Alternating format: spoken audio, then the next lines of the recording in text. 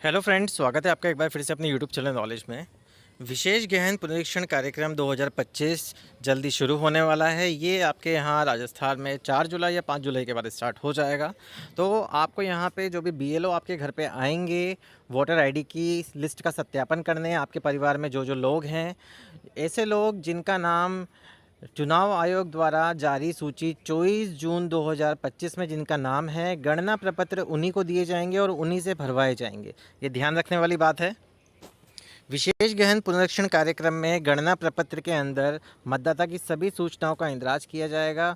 उसको फिर बीएलओ अपने स्तर पर ऑनलाइन करेंगे एंड आप खुद भी अपने स्वयं के स्तर पर उसे ऑनलाइन कर सकते हैं। लेकिन गणना प्रपत्र बीएलओ द्वारा आपको तभी दिया जाएगा जब आपका नाम 24 जून 2025 को जारी मतदाता सूची के ड्राफ्ट रोल में होगा। अगर नहीं होगा तो आपको गणना प्रपत्र नहीं मिलेगा। ये ध्यान रखने वाली बात है। अब आपको क्या करना है, बीएलओ मतदाता से कौन कौन से डॉक्यूमेंट्स लेंगे, कौन कौन से डॉक्यूमेंट्स वैलिड हैं, कौन कौन से नहीं हैं। आइए प्रोसेस स्टार्ट करते हैं कि हमें यहाँ पे क्या क्या सावधानियाँ रखनी है, कौन कौन से डॉक्यूमेंट हमारे पास रखना है, ताकि हम आते ही बीएलओ को प्रोवाइड करवा दें। और मतदाता को अपने पास कौन कौन से डॉक्यूमेंट्स हैं जो उनके लिए वैलिड रहेंगे, कौन से नहीं रहेंगे, एज वाइज। आइए पूरी जानकारी लेते हैं। यहाँ आप देख सकते हैं कि दस्तावेज की श्रेणी आपको दिख रही है। पहली बात, ऐसे मतदाता जिनका नाम 2002 की मतदाता सूची में है या था, तो उन्हें किसी प्रकार का कोई डॉक्यूमेंट देने की आवश्यकता नहीं है। ये ध्यान रखने वाली। अब ऐसे मतदाता जिनका नाम 2002 की मतदाता सूची में नहीं है, उन्हें कौन कौन से डॉक्यूमेंट प्रोवाइड कराने हैं। यहाँ पे 11 डॉक्यूमेंट्स आपके सामने शो हो रहे हैं।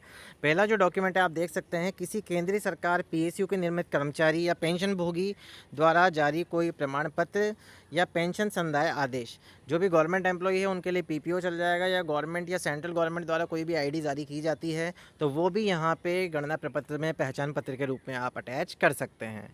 सेकंड पॉइंट है, भारत में 1 जुलाई 1987 से पूर्व सरकार, स्थानीय प्राधिकारियों, बैंक, डाकघर, एलआईसी, पीएसयू द्वारा जारी कोई भी पहचान प्रमाण पत्र आप संलग्न कर सकते हैं। सक्षम प्राधिकारी द्वारा जाति जन्म प्रमाण पत्र, जो भी बर्थ सर्टिफिकेट होता है, वो भी आप यहाँ पे डॉक्यूमेंट के रूप में एनक्लोज कर सकते हैं। पासपोर्ट यहाँ पे वैलिड रहेगा। फिफ्थ पॉइंट है, मान्यता प्राप्त बोर्ड विश्वविद्यालय द्वारा जारी मैट्रिकुलेशन सर्टिफिकेट, मतलब आपको 10th की मार्कशीट यहाँ पे लगानी है। 10th के अलावा और कोई मार्कशीट यहाँ पे वैलिड नहीं है, ये ध्यान रखिए। इसके बाद सक्षम राज्य अधिकारी द्वारा जारी स्थायी निवास प्रमाण पत्र, जो भी आपका निवास प्रमाण पत्र है वो भी यहाँ पे वैलिड रहेगा। वन अधिकार प्रमाण पत्र टीएसपी क्षेत्र के लिए रहेगा।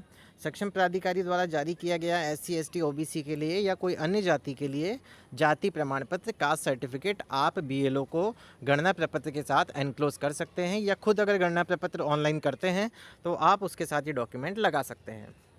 उसके बाद यहाँ पे 9वां और 10वां पॉइंट, इसको हम भूल जाएं तो बढ़िया है। सरकार द्वारा जारी कोई भूमि गृह आवंटन प्रमाण पत्र, जो भी सरकार द्वारा गृह आवंटन प्रमाण पत्र दिया जाता है, जिसे हम पट्टे के रूप में कंसिडर कर सकते हैं, तो वो भी आप यहाँ पे एनक्लोज कर सकते हैं। तो ये रही डॉक्यूमेंट की बात। अब आपको कौन कौन से डॉक्यूमेंट वैलिड नहीं रहेंगे। मेन जो डॉक्यूमेंट रहता है सभी के पास, आधार कार्ड वो वैलिड नहीं है गणना प्रपत्र के साथ। Ration card, driving licence, EPIC card, bank की डायरी, गैस की डायरी, बिजली का बिल, ये कोई भी आप गणना प्रपत्र के साथ एनक्लोज नहीं करेंगे। ये स्पष्ट रूप से इलेक्शन कमीशन की गाइडलाइन में मेंशन है। और जो डॉक्यूमेंट आपको देने ही हैं, ये 11 में से 11 डॉक्यूमेंट आपको प्रोवाइड कराने हैं। तो ये डॉक्यूमेंट आपको कितने देने होंगे, इसका अब हम यहाँ पे बात करेंगे। इस पीडीएफ को हम थोड़ा सा स्क्रॉल करेंगे। यहाँ पे मतदाताओं को इलेक्शन कमीशन द्वारा 4 कैटेगरीज में डिवाइड किया गया है। अब 4 कैटेगरीज कौन सी है। फर्स्ट कैटेगरी यहाँ पे श्रेणी ए दिख रही है आपको, ऐसे मतदाता जिनका नाम 2002 की वोटर लिस्ट में दर्ज है। मतलब जो 2002 की मतदाता सूची थी, अगर उसमें आपका नाम दर्ज था, तो अब आप देखेंगे दस्तावेज। इन वोटर्स को कोई भी दस्तावेज जमा नहीं कराना, इन वोटर को केवल गणना प्रपत्र ही जमा करवाना है। ये ध्यान रखने वाली बात है, कोई दस्तावेज नहीं देना।